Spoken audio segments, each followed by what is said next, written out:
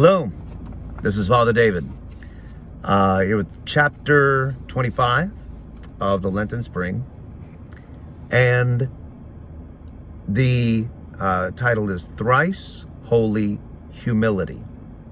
So now we have the next virtue that we ask God for with regard to the prayer of St. Ephrem. Give rather the spirit of chastity, humility, patience, and love. So humility.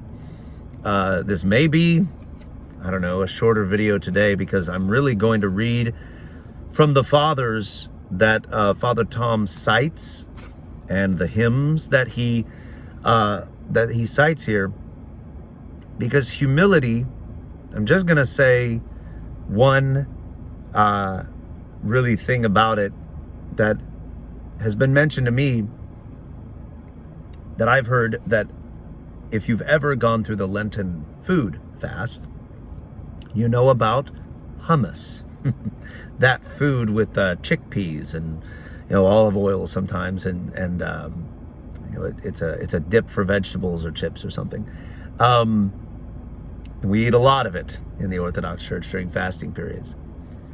But the word humility and hummus are related in that they both come from the ground.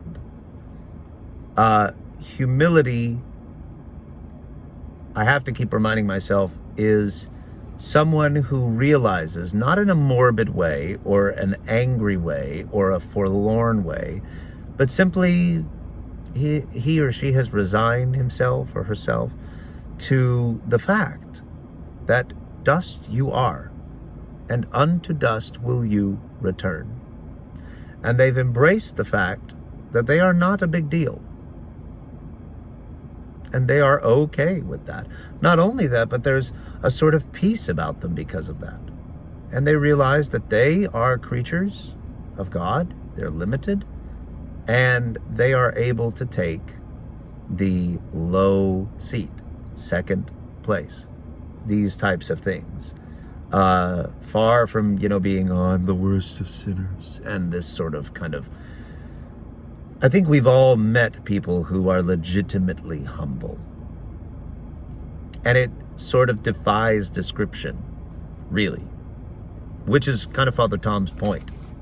So with that, I've kind of said my one little soundbite about it, which I know doesn't do it justice, but Father Tom begins with Christ's teaching on humility. So of course we begin with Christ.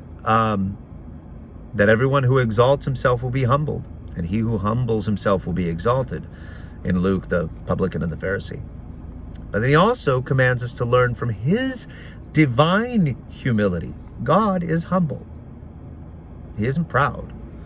And his meekness as God's only Son.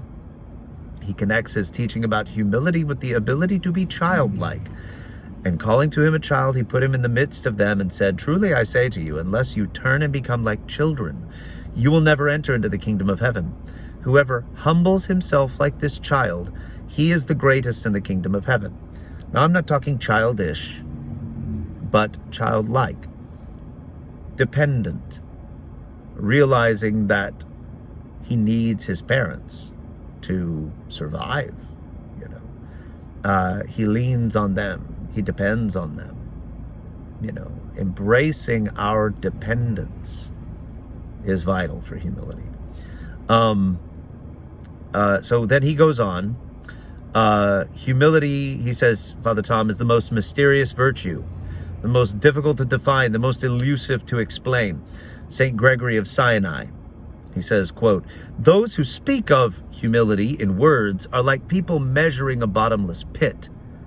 And then Father Tom says he goes on to talk about it himself.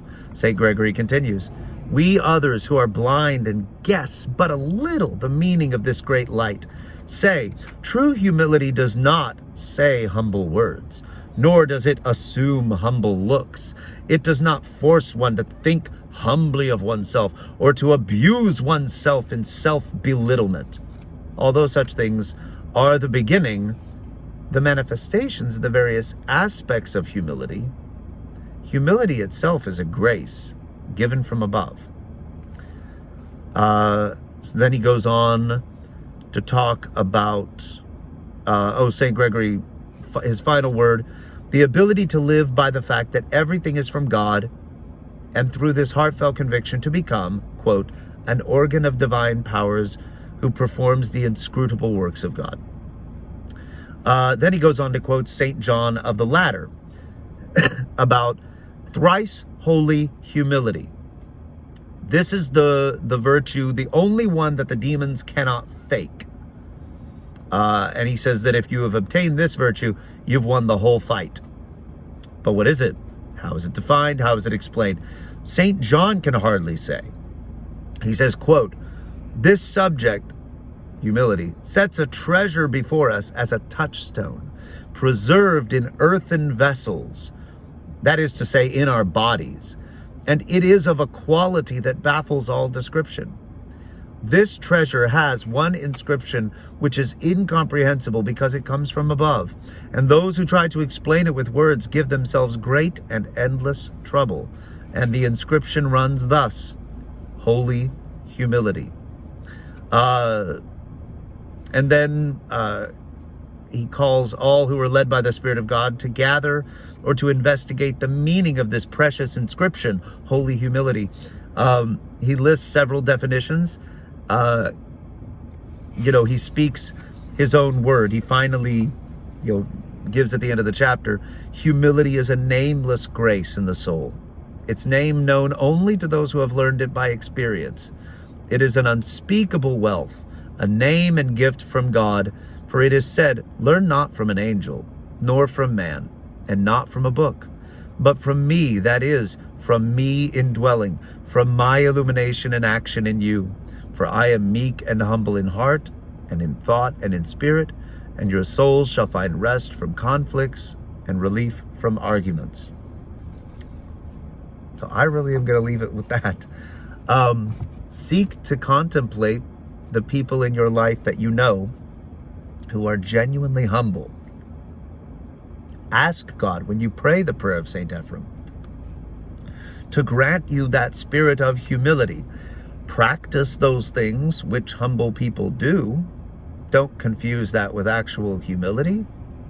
But then be aware of your need for humility and realize that it can only come from God.